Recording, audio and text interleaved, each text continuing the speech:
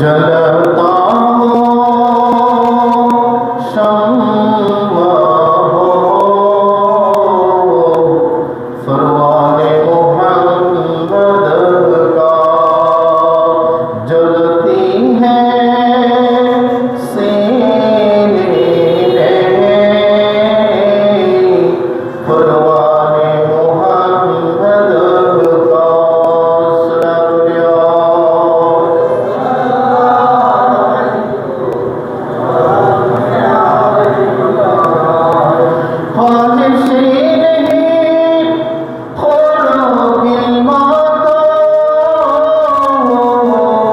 जन्नत कभी नहीं तमन्ना ख्वाहिश नहीं हो गिलमा को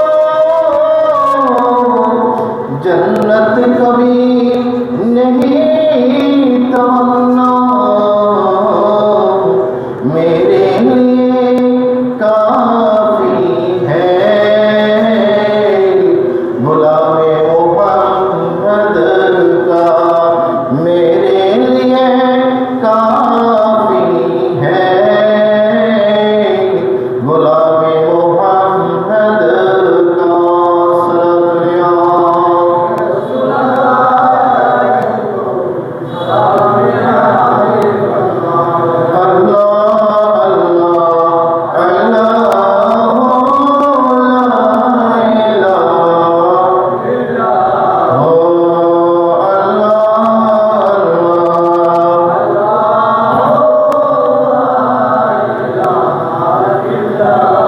यासीनो तो कमली वाला कुरान की तफसीर हाज़िरो नज़र साहिब क़ासिम आया है सिराजुल मुनीर नबी খেজুর বাগান ছাড়া তার কাছে আর কোনো টাকা পয়সা ছিল না। উনি কি করলেন? এই খেজুর বাগানটা বিক্রি করে দিলেন। বিক্রি করে দিয়ে কিছু স্বর্ণ চাঁদি পেলেন তিনি, এবং স্বর্ণ চাঁদিগুলোর বিনিময়ে তিনি একটি বাহন ক্রয় করলেন, উট অথবা ঘোড়ার মতো কিছু। কেন? তিনি সফর করবেন, 1 মাসের পথ সফর করবেন। যাবেন কোথায়? হযরতে আনাস রাদিয়াল্লাহু তাআলা আনহুর বাড়িতে। জোরে বলুন না সুবহানাল্লাহ। হযরতে আনাস রাদিয়াল্লাহু তাআলা আনহুর বাড়িতে যাবেন, কাছাকাছি নয়, 1 দিন নয়, 2 দিন নয়, ঠিক 1 মাসের পথ তাকে অতিক্রম করতে হবে। হযরত আনাসের বাড়িতে যাবেন কি জন্য? বেড়ানোর জন্য নয়, বেড়ানোর জন্য নয়। উনি শুনতে পেয়েছেন সাহাবায়ে কিরামের কাছ থেকে, হযরতে আনাসের কাছে আল্লাহর নবীর একটা হাদিস শেখা ছিল। ওই হাদিসটা শেখার জন্য তিনি 1 মাস অতিক্রম করে হযরতে আনাস রাদিয়াল্লাহু তাআলা আনহুর বাড়ির দিকে তিনি রওনা দিলেন। বলে সুবহানাল্লাহ। একমাত্র বাগানটা বিক্রি করে ঘোড়া অথবা উট নিলেন।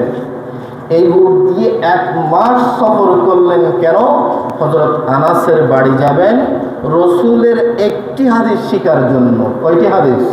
একটি হাদিস। সুবহানাল্লাহ। সাহাবায়ে কেরামরা রাসূলের হাদিসকে কত দাম দিয়েছেন। আর আমরা মসজিদের বয়ানগুলো ফ্যানের তলায় বসে শিখি, শুনতে পাই, আমাদের আমলের কোনো হদিস নাই। হযরতে আনাস রাদিয়াল্লাহু তাআলা আনহুর বাড়িতে গেলেন কে? হযরতে আব্দুল্লাহ ইবনে জাবের রাদিয়াল্লাহু তাআলা। বাড়িতে পৌঁছলেন 1 মাস পরে। কয় মাস?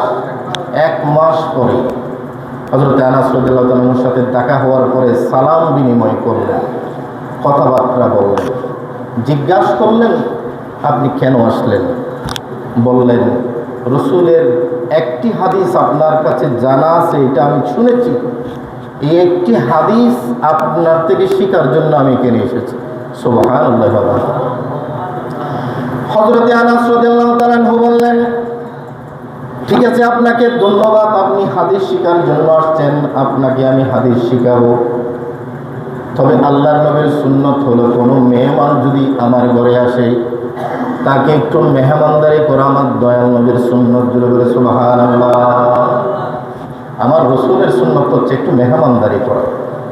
আপনি একটু আসছেন, ফ্রেশ হবেন, একটু নাস্তা গ্রহণ করে আপনি হাদিসটা শিখবেন, অসুবিধা তো নাই।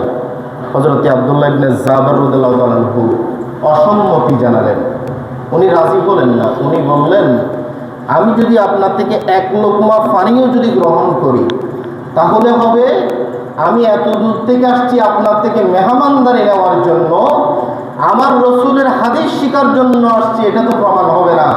আমি চাই আজকে আমার আসার উদ্দেশ্য হবে রসুলের একটি হাদিসে শিখা, আপনার থেকে অন্তত আজকের জন্য আমি মেহমানদারি নিব না। জোরে বলে সুবহানাল্লাহ। এই একটি হাদিস শিখে আবার 1 মাস পথ অতিক্রম করে তিনি আবার মদিনা শরীফে আসলেন। জোরে বলে সুবহানাল্লাহ। এখানে এই জাবের রাদিয়াল্লাহু আনহুর এই কথা আমাদেরকে কি মেসেজ দেয় একটু করে লক্ষ্য করুন। ওনাদের প্রতি জ্ঞান শিকার কি আগ্রহ ছিল, কি অধীর আগ্রহ ছিল তাদের মধ্যে। সম্পত্তিকে বিনিময় করে দিয়েছেন জ্ঞান শিকার জন্য। যেটা বলেন সুবহানাল্লাহ। রসুল যখন মক্কা থেকে যেদিন মদিনায় হিজরত করছেন, রসুলের সাথে কিছু মুহাজির সাহাবী চলে আসছিলেন। তারা হচ্ছে 70 কিংবা 72 জন সাহাবী। এদের মক্কার জমিনে তারা প্রতিষ্ঠিত ফ্যামিলি ছিল, তাদের ঘর বাড়ি ছিল, তাদের বাহন ছিল, তাদের সহায় সম্পত্তি ছিল।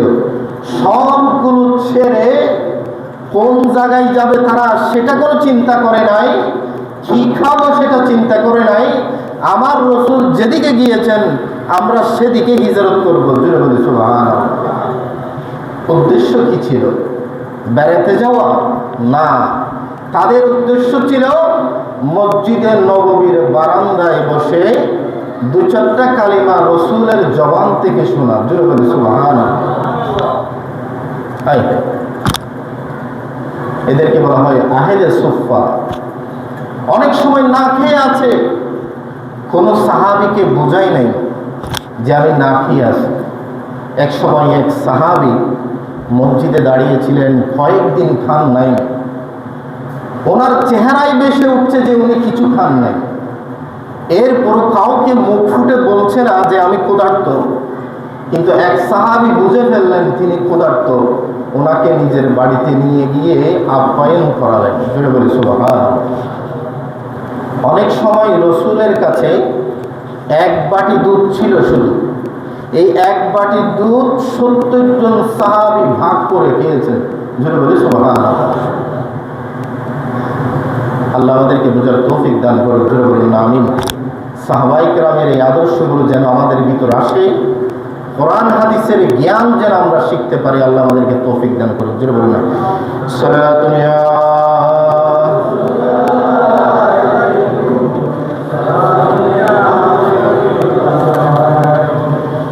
আসুন রসুলের কাছে কিছু হাদিস আমরা একটু শেখার চেষ্টা করি, একটু মনে আমরা ধারণ করার চেষ্টা করব। আল্লাহ রসুল সাল্লাল্লাহু আলাইহি ওয়াসাল্লাম হাদিসে পাকে ইরশাদ করেন, তাআতুল্লাহি তাআতুল ওয়ালিদ। আল্লাহ রসুল এক কথায় সমাধান দিয়েছেন, কোন ব্যক্তি যদি মা বাবার অনুসরণ করে, পিতার অনুসরণ করে, ওই ব্যক্তি যেন আল্লাহর অনুসরণ করলো। সুবহানাল্লাহ। আমরা তো আল্লাহকে দেখি নাই, আল্লাহকে কিভাবে অনুসরণ করব? তখন আল্লাহর রসুল শিখিয়ে দিলেন আল্লাহকে দেখার কোনো প্রয়োজন নেই। আল্লাহর ইবাদতের পরে আল্লাহ সবচেয়ে সুপ্রিম পাওয়ার দিয়ে 2 জন ব্যক্তিকে তোমার ঘরে প্রতিনিধিত্ব করার সুযোগ দিয়েছেন। তারা হচ্ছেন তোমার মা এবং বাবা। তাদেরকে অনুসরণ করলেই আল্লাহর অনুসরণ হয়ে যাবে। আর কেউ যদি মা বাবার যদি কথা অমান্য করে, ওই ব্যক্তি আল্লাহর নাফরমানি করলো। জোরে বলি নাউযুবিল্লাহ। আর মা বাবার নাফরমানি করা এটা কবিরা গুনার 70টি কবিরা গুনাহ আছে। এই 70টি কবিরা গুনার 2 নম্বরে কবিরা গুনাহ হচ্ছে মা বাবার আনুগত্য না করে তাদের নাফরমানি করা। জোরে বলুন না নাউযুবিল্লাহ। এক নম্বরের কবিরা গুনাহ হচ্ছে আল্লাহর সাথে শিরিক করা। দ্বিতীয় নম্বরের কবিরা গুনাহ হচ্ছে উকুকুল ওয়ালিদাইন, মা বাবার অবাধ্য হওয়া। এটা কবিরা গুনার দ্বিতীয় নম্বর কবিরা গুনাহ। জুড়ে বলি নাউযুবিল্লাহ। তবে কথা আছে, মা বাবা যদি এমন হয় যে সন্তানকে যদি অন্যায় কাজের নির্দেশ দেয়, চুরি করতে, ডাকাতি করতে, মানুষকে জুলুম করতে যদি নির্দেশ দেয়, আল্লাহর রাসূল বলেছেন লা তাআতা লিমাখলুকিন ফি মাসিয়াতিল খালিক, যেই কথার মাধ্যমে আল্লাহর নাফরমানি হবে, এই নির্দেশটা যদি মা বাবাও দেয়, তাদেরকে আদবের সাথে তাদের কথাটা অমান্য করতে হবে। জুড়ে বলি সুবহানাল্লাহ। কথা বোঝা যাচ্ছে? এটা অমান্য করার ক্ষেত্রে আদব থাকতে হবে। আপনি ঝগড়া করে তাদের কথা অমান্য করতে পারবেন না, আদবের সাথে তাদেরকে বোঝাতে হবে। জুড়ে বলেন না সুবহানাল্লাহ। এক সাহাবী ইসলাম ধর্ম গ্রহণ করলেন। রাসূল পাক সাল্লাল্লাহু আলাইহি ওয়াসাল্লামকে জিজ্ঞাসা করলেন, ইয়া রাসূলুল্লাহ, আমি কি এখন মুসলিম হওয়ার সুযোগ হয়েছে, আপনার নূরানি হাতে আমি কি করেছি? কালিমা পড়েছি। এখন আমার মা বাবা তো বিধর্মী রয়ে গেছে, এখনও কি আমি তাদেরকে সম্মান করতে হবে এবং তাদের হকগুলো কি আদায় করতে হবে? রাসূল পাক সাল্লাল্লাহু আলাইহি ওয়াসাল্লাম বলেছেন, অবশ্যই তোমার মা বাবা যদি বিধর্মীয় হয়, তাদেরকে ইজ্জত করতে হবে, তাদের সম্মান দিতে হবে এবং তাদের যে অধিকারগুলো সেগুলো আদায় করতে হবে। যেটা বলি সুবহানাল্লাহ। সাল্লাল্লাহু আলাইহি রাসূলুল্লাহ আলাইকুম আল্লাহুম্মা সাল্লি আলা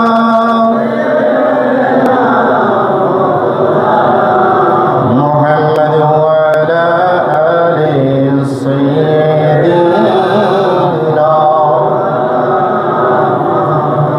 রাসূল পাক সাল্লাল্লাহু আলাইহি ওয়াসাল্লাম হাদিসে পাকে ইরশাদ করেছেন, قال رسول الله صلى الله عليه وسلم হুমা জান্নাতুকা ওয়া নারুকা, তোমার মা বাবা হচ্ছে তোমার জন্য জান্নাত, তোমার জন্য জাহান্নাম। তাদেরকে রাজি রেখে যদি তুমি জান্নাত অর্জন করতে পারো তাহলে তুমি সৌভাগ্যবান। আর যদি তোমার ঘরে মা বাবা থাকার পরে যদি তারা যদি তোমার উপর অসন্তুষ্ট হয়, নাফরমানি করো, তাহলে তোমার জন্য জাহান্নাম অবধারিত। জুড়ে বলি নাউযুবিল্লাহ। এখন একটু বিবেচনা করে দেখুন তো, যেই সন্তান মা বাবার অবাধ্য হয়, তিনি অন্ততপক্ষে এক ওয়াক্ত নামাজ হলো তো করেন, এক আয়াত কোরআন কারীমের তেলাওয়াত হলো তো করেন, অর্থাৎ ভালো কাজ কিছু না কিছু তো করেন তিনি। কিন্তু আল্লাহ রাসূল সাল্লাল্লাহু আলাইহি ওয়াসাল্লাম এই ভালো কাজের কোনো পাত্তাই দিলেন না। বললেন জান্নাত জাহান্নাম এটা নির্ভর করছে তোমার মা বাবার সন্তুষ্টি কিংবা অসন্তুষ্টির উপর। জোরে বলুন না সুবহানাল্লাহ। এই কারণে বলেছেন আল জান্নাতু তাহতা আকদামিল উম্মাহাত, যেই জান্নাত মসজিদের কাতারে গিয়ে সিজদার মাধ্যমে তুমি তালাশ করো, কোরআন তেলাওয়াতের মাধ্যমে তুমি তালাশ করো, আমি রাসূল নূরানী জবানে ঘোষণা করছি জান্নাত বেশি দূরে নয়, এই জান্নাত হচ্ছে তোমার মায়ের পায়ের নিচে। জুড়ে বলি সুবহানাল্লাহ। কত আলিশান বয়ান রাসূল পাক সাল্লাল্লাহু আলাইহি ওয়াসাল্লাম দিলেন। যেই জান্নাতের এত নাজ নিয়ামতের কথা আমরা শুনেছি, যেই জান্নাত একটা দুইটা নয় 8টি জান্নাত আমাদের জন্য আল্লাহ দিয়েছেন। এবং কোনো ব্যক্তি যদি একটা টাকাও যদি মসজিদে দেয়, তার জন্য এক একটা কামরা আল্লাহ তাদের জন্য তৈরি করে রাখবেন। যেই জান্নাতের বিশাল আলোচনা, এত বিশাল ব্যাপারটাকে আল্লাহ রাসূল সাল্লাল্লাহু আলাইহি ওয়াসাল্লাম বলেছেন এই জান্নাত বেশি দূরে নয়, তোমার মায়ের পায়ের নিচে অবস্থান করছে। জুড়ে বলি সুবহানাল্লাহ। অর্থাৎ মা বাবার সামনে জান্নাত একেবারে তুচ্ছ বিষয়। আল্লাহ যদি আমাদেরকে তৌফিক দান করে, এই হাদিসগুলো যদি আমরা আমলে আনতে পারি, তাহলে আমাদের জীবন ধন্য হবে। জুড়ে বলুন না সুবহানাল্লাহ। আজকে পড়াশোনা বড় কথা নয়, আজকে আমরা দেখতে পাচ্ছি ভালো ছাত্র, ভালো স্টুডেন্ট অনেক জায়গায় দেখি, কিন্তু ভালো মানুষ আমরা খুবই কম দেখি। আল্লাহ আমাদেরকে ভালো মানুষ হওয়ার তৌফিক দান করুক। জুড়ে বলুন না আমিন। এখানে ছাত্র ভাইয়েরাও আছেন, আমাদের অভিভাবক আমাদের মা বাবার সমতুল্য ব্যক্তিরাও এখানে আছেন। আপনাদেরও একটু পরিবর্তনে আসা দরকার। আজকে বাংলাদেশে যেই ঘটনাটা ঘটেছে দেখেন, একটু চিন্তা করে দেখুন। ওই মহিলা চেষ্টা করেছেন তার সন্তানদেরকে ডেভেলপ করার জন্য, তাদেরকে উন্নত করার জন্য তিনি চেষ্টা করেছেন। তবে তিনি মনে হয় একটি বিষয়ে চেষ্টা কম করেছেন, সেটা হচ্ছে তাদেরকে ইসলামী শিক্ষা তিনি দেন নাই মনে হয়। সেটা বলুন না, নাউযুবিল্লাহি মিন যালিক। এই জন্য সন্তান থেকে কি কামনা করবেন এটা আমাদেরকে নির্ধারণ করতে হবে। সন্তান আপনাকে কি দিবে সেটা আপনাকে আজকে থেকে নির্ধারণ করতে হবে। আপনি কি চান আপনার সন্তান আপনাকে অঢেল সম্পত্তির মালিক করুক, এটা চান, নাকি আপনার সন্তান আপনার পাশে থেকে আপনার খেদমত করুক? আপনি কোনটা চান এটা আপনাকে নির্ধারণ করতে হবে। আল্লাহ আমাদেরকে তৌফিক দান করুন, বলুন না আমিন। এই জন্য আল্লাহ রাসূল সাল্লাল্লাহু আলাইহি ওয়াসাল্লাম মা বাবার সন্তুষ্ট চিত্তে কাজ করতে বলেছেন। একজন সন্তান যখন প্রাপ্তবয়স্ক হয়, প্রাপ্তবয়স্ক হওয়ার পরে মা বাবার দায়িত্ব থেকে তিনি অনেকটা ছুটে যান, নিজের উপর দায়িত্বটা উঠে যায় সন্তানের উপর, মা বাবার উপর আর বাধ্যতামূলক থাকে না। কিন্তু একজন সন্তান বাবা মার দায়িত্ব থেকে ছুটে যান, কিন্তু সন্তান কখনো মা বাবার দায়িত্ব থেকে কখনো ছুটে না। জোরে বলে সুবহানাল্লাহ। অর্থাৎ আপনার বাবা আপনাকে কতক্ষণ কামাই করে খাওয়াবেন, যতক্ষণ না আপনি বালেগ হয়েছেন। বালেগ হওয়ার পরে, উপযুক্ত হওয়ার পরে আর খাওয়ানোর দায়িত্ব মা বাবার উপর নাই। কিন্তু আপনি যখন উপযুক্ত হলেন, মা বাবা যতক্ষণ পর্যন্ত ইন্তেকাল করবে না তাদের যাবতীয় খেদমত করা আপনার উপর ওয়াজিব। জোরে বলুন না সুবহানাল্লাহ। নামাজের মধ্যে সূরা ফাতিহা পড়া যেভাবে ওয়াজিব, ভিতরের নামাজে দোয়ায়ে কুনুত পড়া যেভাবে ওয়াজিব, যেটা না বললে সহজসিজদা দিতে হয়, মা বাবার দায়িত্বটা গ্রহণ করা সন্তানের উপর ওয়াজিব। জোরে বলুন না সুবহানাল্লাহ। আল্লাহ আমাদেরকে বোঝার তৌফিক দান করুন, জোরে বলুন না আমিন। সালাতুন ইয়া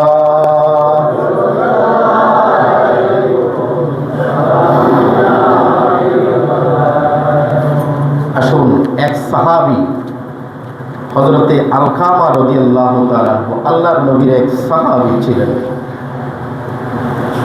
উনি হয়তোবা একটু বুঝে উঠতে পারেন নাই, উনি ওনার মায়ের উপর অসন্তুষ্ট হয়েছিলেন, মা তার উপর অসন্তুষ্ট হয়েছিল। এইভাবে দিন যাচ্ছিল।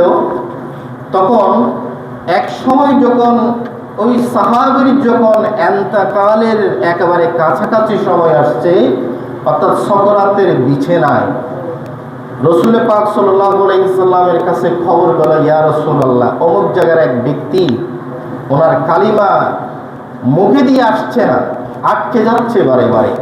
রাসূল পাক সাল্লাল্লাহু আলাইহি ওয়াসাল্লাম 2-3 জন সাহাবীকে পাঠালেন, তাদের মধ্যে হযরতে বেলাল রাদিয়াল্লাহু তাআলা ছিল। তখন ওনারা গিয়ে তাকে চেষ্টা করলেন কালিমা পড়ানোর জন্য। দেখা যাচ্ছে কোনোভাবেই কালিমা মুখে দিয়ে আসতেছে না, এটা আটকে গেছে। জোরে বলুন না নাউযুবিল্লাহি মিন যালিক। আল্লাহ রসুলের কাছে গেলেন, ইয়া রাসূলুল্লাহ, এই খবর। রাসূল পাক সাল্লাল্লাহু আলাইহি ওয়াসাল্লাম তাৎক্ষণিক দৌড়ে গেলেন ওই ব্যক্তির কাছে। রাসূল পাক সাল্লাল্লাহু আলাইহি ওয়াসাল্লাম দেখলেন যে ওনার অবস্থা খুবই মারাত্মক পর্যায়ে চলে গেছে। উনি ছটফট করছেন, কিন্তু একটাবারের জন্য কালিমা মুখে দিয়ে আসছে না। জোরে বলুন না নাউযুবিল্লাহ। রাসূল পাক সাল্লাল্লাহু আলাইহি ওয়াসাল্লাম একটা রিপোর্ট নিলেন, এটা হওয়ার পিছনে কি ঘটনা হতে পারে, কোন কারণে এই অবস্থা হতে পারে। মানুষ থেকে জিজ্ঞাসা করলেন, মানুষ সদুত্তর দিতে পারে না। তখন সাহাবায়ে কেরামকে জিজ্ঞাসা করলেন, হে আমার সাহাবী, তার মায়ের কাছে যাও, ওর মাকে আমার কাছে ডেকে আনো। ওর মাকে ডেকে আনা হলো। তখন মা থেকে জিজ্ঞাসা করলেন, আপনার সন্তানের উপর আপনি রাজি আছেন নাকি অসন্তুষ্ট আছেন? রাসূল পাক সাল্লাল্লাহু আলাইহি ওয়াসাল্লামের কাছে উনি একেবারে সরাসরি স্বীকার করলেন, আমি আমার সন্তানের উপর রাজি নই, অসন্তুষ্ট। জোরে বলুন না নাউযুবিল্লাহ।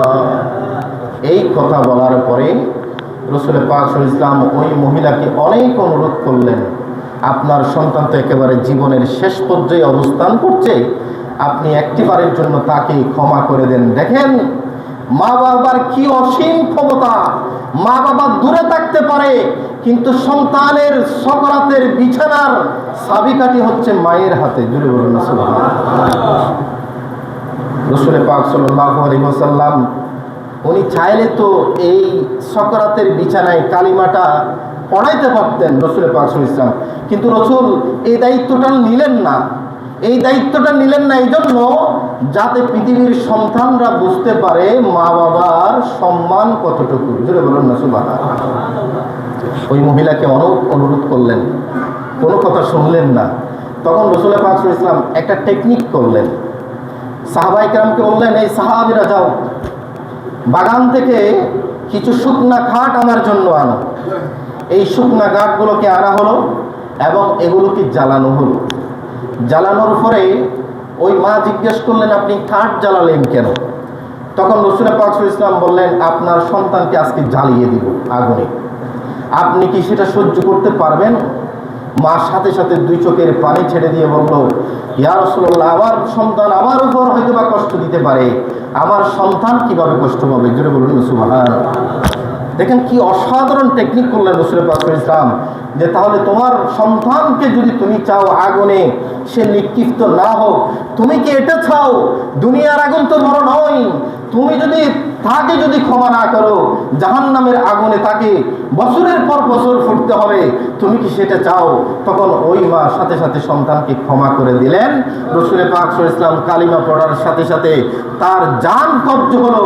ইন্না লিল্লাহি ওয়া ইন্না ইলাইহি রাজিউন। জোরে বলুন না সুবহানাল্লাহ।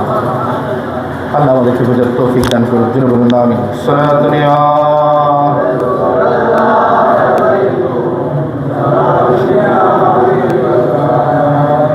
এই জন্য রাসূল পাক সাল্লাল্লাহু আলাইহি ওয়াসাল্লাম স্পষ্ট করেছেন হাদিসের মধ্যে, তুমি কোন পথে যাবে? মা বাবার হয়ে আওতাধীন থাকবা নাকি মা বাবার বাইরে চলে যাবা? যদি মা বাবার আওতার বাইরে চলে যাও, তাদের আদেশের বাইরে যদি চলে যাও, রাসূল পাক সাল্লাল্লাহু আলাইহি ওয়াসাল্লাম বলেন, আমার ফয়সালা কি সেটা তোমাদেরকে শুনিয়ে দিই একটা। জোরে বলুন না সুবহানাল্লাহ। রাসূল পাক সাল্লাল্লাহু আলাইহি ওয়াসাল্লাম বলেন, সালাসাতুন লা ইয়াদখুলুনাল জান্নাহ, তিন প্রকৃতির মানুষ জান্নাতে কখনো প্রবেশ করতে পারবে না। আল আকু, ওই ব্যক্তি যিনি মা বাবার অবাধ্য হন, মা বাবার কথা শুনতে চায় না। বেওয়ালিদাইহি ওয়াদ্দুয়ুসু, দ্বিতীয় নম্বর হচ্ছে ওই ব্যক্তি যেই ব্যক্তি নিজের স্ত্রীকে যেখানে সেখানে ঘুরতে দেয়, পরপুরুষের সাথে কথা বললে তার কাছে কোনো খারাপ লাগে না, পরপুরুষের সাথে সম্পর্ক করলে তার খারাপ লাগে না। এই মানুষগুলো জান্নাতের মধ্যে প্রবেশ করতে পারবে না। জোরে বলুন না নাউজুবিল্লাহ। দুই নম্বর গেল। তৃতীয় নম্বরের ব্যক্তি হচ্ছে ওয়ারিজলাতুন নিসায়ে, যেই ব্যক্তি নারীর সাথে সাদৃশ্য রাখে, যার চলাফেরায় বেশভূষে নারীর মতো মনে হয়, নারীর আকৃতি ধারণ করতে যেই মানুষের ভালো লাগে, ওই মানুষ জান্নাতে কখনো প্রবেশ করতে পারবে না। জোরে বলুন না সুবহানাল্লাহ। আল্লাহ বলবেন, জান্নাতে প্রবেশ করার অধিকার তুমি হারিয়ে ফেলেছো। আমি তোমাকে পুরুষ বানিয়েছি, এটা আমার সন্তুষ্টি চিত্তে বানিয়েছি, তুমি এটার উপর সন্তুষ্ট নও, এই কারণে আল্লাহ তাকে জান্নাত থেকে মাহরুম করবেন। জোরে বলুন না নাউজুবিল্লাহ। আল্লাহ আমাদেরকে বুঝার তৌফিক দান করুন। জোরে বলুন না আমিন। সালাতুন ইয়া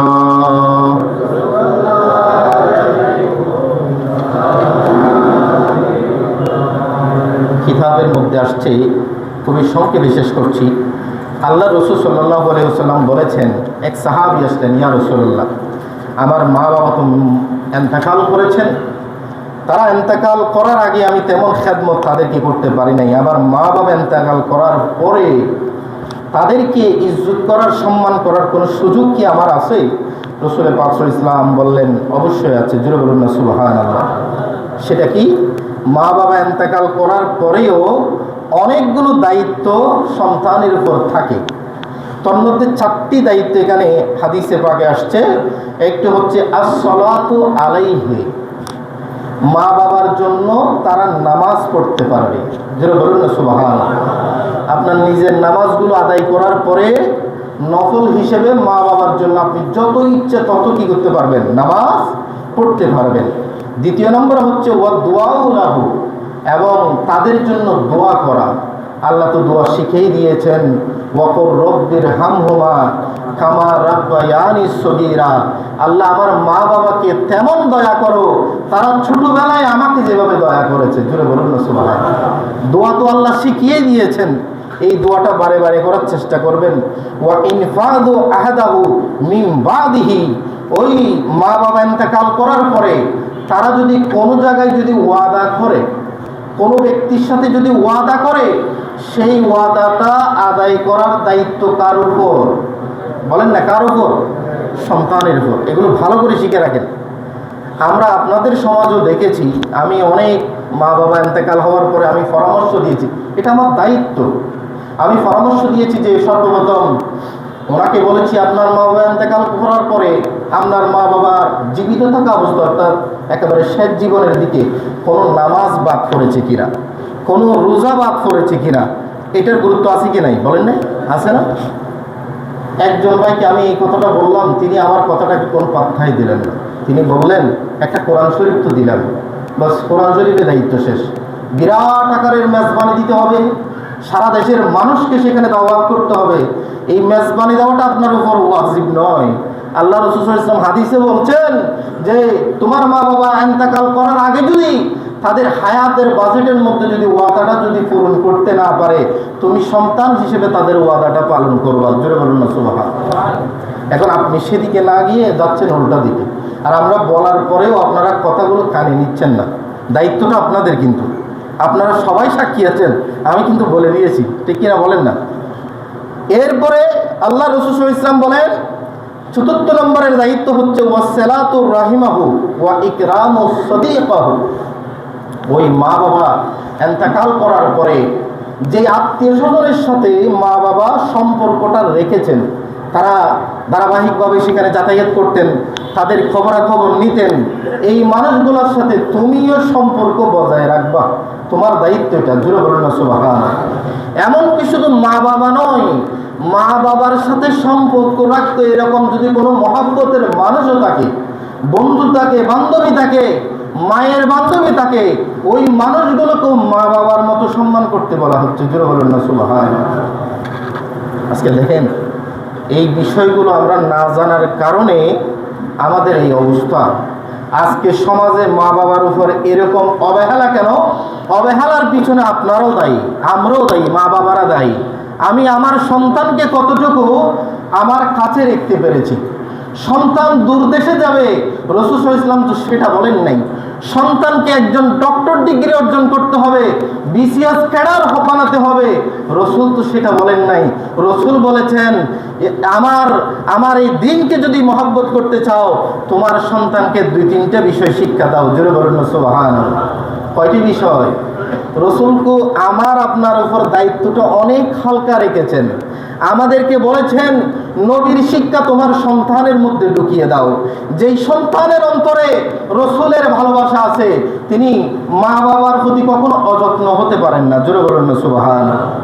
রাসূল তো এই দায়িত্বটা আমাদেরকে খুবই হালকাভাবে দিয়েছেন, হালকা দায়িত্ব, যে আমি রাসূলের মহব্বত তোমাদের অন্তরে যেন থাকে। দ্বিতীয় নম্বরে বলেছেন, ওয়া কিরাআতুল কোরআন, কোরআনে কারীমের তেলাওয়াত তোমার সন্তানকে তুমি শিক্ষা দাও। জোরে বলুন না সুবহানাল্লাহ। অথচ আমরা সেটা না করে সন্তানকে বিসিএস ক্যাডার হতে হবে, একেবারে প্রশাসনিক লেভেলে যেতে হবে, এই দায়িত্বটা তো আপনাকে দেননি। আপনি যে দায়িত্বটা নিয়েছেন, ওই দায়িত্বটা বড় দায়িত্ব। রাসূল আপনাকে একেবারে শিথিল একটা দায়িত্ব দিয়েছেন, যেটা আপনি পারেন। কোরআনে কারীম শিক্ষা দেওয়া আপনার একেবারে কাছেই তো উপযুক্ত আলেম ওলামা আছে, শিকার সুযোগ আছে না নাই? বলেন না, আছে না? সেটা তো আমরা নাই। রাসূল পাক সাল্লাল্লাহু আলাইহি ওয়াসাল্লাম কেন বলেছেন? বর্তমান প্রেক্ষাপটের এই ঘটনাগুলোকে আপনারা পর্যালোচনা করেন, বুঝতে পারবেন আজ থেকে 1450 বছর আগে আমার রাসূল এই কথাগুলো কেন বলেছেন। সেজন্য সময় এখনো আছে। সন্তান আপনার হাতের বাইরে যাওয়ার আগে তাকে কন্ট্রোল করার দায়িত্ব আমার আপনার। আল্লাহ তৌফিক দান করুন। জোরে বলুন না। আমরা এক সমাজের মধ্যে আছি, আপনার সন্তান যদি কোনো ভুল করে, আমি সচেতন মুসলমান হিসেবে তাকে একটু সংশোধন করে দিতে পারি। আমার সন্তান যদি কোনো ভুল করে, আপনিও তো তাকে একটু সংশোধন করে দিতে পারেন, পারেন কিনা বলেন না? এখন তো আমরা সেটা করি না, বলি যে যার খোদার তাই জবাব দিব। খোদা কি আলাদা নাকি একটা খোদা? বলেন না। আপনি তো এভাবে এড়িয়ে যেতে পারেন না কখনো। আপনার সামনে সে ভুল করছে, আপনি তাকে একটু সংশোধন করার দায়িত্ব রাসূল পাক সাল্লাল্লাহু আলাইহি ওয়াসাল্লাম বলেন, আমি চলে যাচ্ছি, এই দায়িত্বটা তোমাদের উপর দিলাম। জোরে বলেন না সুবহানাল্লাহ। আজকে সেই কারণে তো আমাদের সন্তানরা এমন করছে। সেজন্য কয়েকটা বিষয় ভালো করে জোর দেওয়ার চেষ্টা করেন ভাই অ্যাক্সিডেন্ট হওয়ার আগে। কারণ আউলিয়া কেরামরা বলেছেন, মানুষকে শিক্ষা দেওয়া, সন্তানকে সোজা করে তোলা, এটার সবচেয়ে উপযুক্ত সময় হচ্ছে ছোটোবেলা। এই ছোটোবেলায় যদি না পারেন, ওই আমাদের দেশে একটা কথা আছে না, হতে 9 জীবে 9 ইভেন 90 তো ওই 9। এটা কিন্তু কথাটা কিন্তু সঠিক। আউলিয়া কেরামরা বলেছেন, সন্তান যদি আওতার বাইরে চলে যায়, তাকে আর আপনি কন্ট্রোল আনতে পারবেন না, এবং সেটার দায়ভার আপনাকেও নিতে হবে। কেন আপনি উপযুক্ত শিক্ষা দিলেন না? এই কারণে আমাকে বলার প্রয়োজন নেই, মনে মনে চিন্তা করে দেখুন তো, আপনার সন্তান প্রতিদিন সকালবেলা কোরআন শরীফের তেলাওয়াত আপনাদের করা হয় কিনা, আপনার সন্তান করে কিনা, তা আপনার সন্তান আপনার আওতাধীন আসবে কেমনি? রাসূল পাক সাল্লাল্লাহু আলাইহি ওয়াসাল্লাম বলেছেন, সন্তানকে মা বাবার ইজ্জত দিতে শিখতে হবে। অর্থাৎ যারা বিবাহ করেছেন তাদেরকে বলছি, আপনি ঘরে যখন আছেন, আপনার সন্তান ছোটো ছোটো নাবালক বাচ্চা আছে, তাদের সামনে এমন কোনো কথা বলবেন না যে কারণে সে অপ্রীতিকর আচরণ শিখে। তার সামনে ঝগড়া বিবাদ করতে নিষেধ করা হচ্ছে, তার সামনে গালিগালাজ করা যাবে না, তার সামনে বাবার অপরাধের কথা বলা যাবে না। আমরা তো অনেক সময় বলি, হদিগেন আইন ও করি তোর আব্বা গুজি, তো তোর আব্বা গুজি হয়ে কি বাবারে কি সম্মান বাড়াই দেন? হবাই যে এরকম হন নিষেধ। সবসময় যারা মা বাবা আছেন তারা চেষ্টা করিবেন দেখি অনেক মার ব্যাপারে ইজ্জত তুলি ধরিবেন সন্তানের সামনে, তোমার সামনে এরকম ঘটনা হইবে, এরকম ইজ্জত দিবেন। এবং মায়েও চেষ্টা করিবে যে বাবুরও সম্মান তুলি ধরিবেন কার সামনে? সন্তানের সামনে। দেবেন সন্তান দুজনের মাঝখানে গাইডলাইনের মধ্যে থাকবে। আল্লাহ আর সন্তান আরো উপযুক্ত নাগরিক হিসেবে গড়ে উঠিবে তৌফিক দান করে। জোরে বলুন না। আমি অনেক কথা হইলাম আসলে।